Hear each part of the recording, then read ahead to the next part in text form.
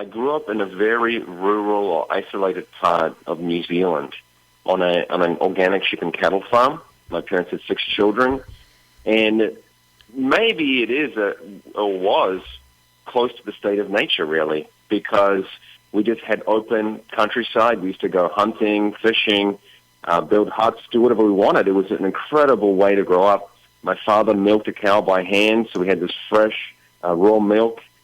And I remember one time a cousin from Canada came to visit, and she was wondering how there was a speed limit of about 65 miles an hour on this tiny gravel road. And how could this be? And we just thought, well, you use your own brain to decide how fast you go. We don't need speed limits here anyway. And it was just that, I guess that was the contrast, that we had just grown up without any really dealing with control from government. And it was just our nature to get on with the job and live with our own initiative. Well, so why are you not still living in New Zealand, milking a cow and tending sheep? Yeah. If I can, and sitting on a hillside with a curved staff and watching sheep, which are very predominant in New Zealand. Why are you wherever you are? And you will tell us where you are, perhaps. Sure, but you are not in New Zealand. So how come you left the state of nature? Were you just drowning in freedom and couldn't stand it? Well, great question, Bob. And I should say I give a lot of respect to my younger brother, who is now leading the farm with his wife. And my father is retired but still lives there. And in many ways, because I was a child, I didn't realize, the different challenges going on, right? I didn't understand taxes. I didn't understand compliance. And now in New Zealand, of course, we've got a carbon trading scheme. We have all sorts of complications. There is tracking. Every single cow has to have a GPS, not a GPS, but what are they called? Some sort of tracking device that goes into the driver's licenses that we have here in the United States. And so a chip. So I'm in the United States. I don't mind sharing that. I'm in Texas, but the nature. There are two things going on. One, as a child, I didn't realize all that was going on behind the scenes in terms of compliance or the burdens.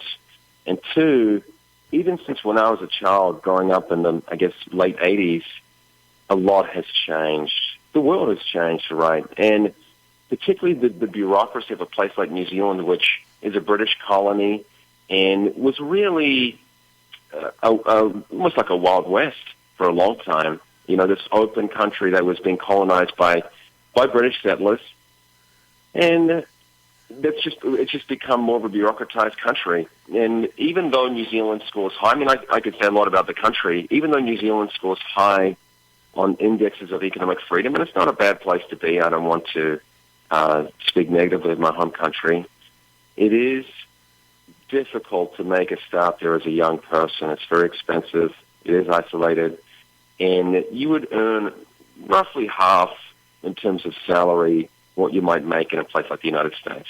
I would just like to offer one quick, as an aside, observation. You mentioned fondly that New Zealand was like the, quote, Wild West. And the reason I'm focusing on that phrase is because you said so almost wistfully.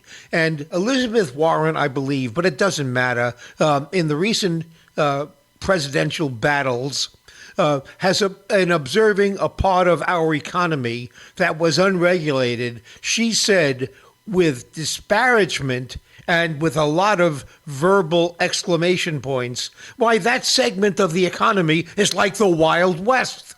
And to me, she meant it as it is doomed. But to me, that's aspirational. I want the world to be like the, quote, Wild West, which means people are free to do what they want. So I was struck by the fact that the Wild West equals a lot of freedom has become something to fear and something that requires fixing with regulation rather than something to aspire to.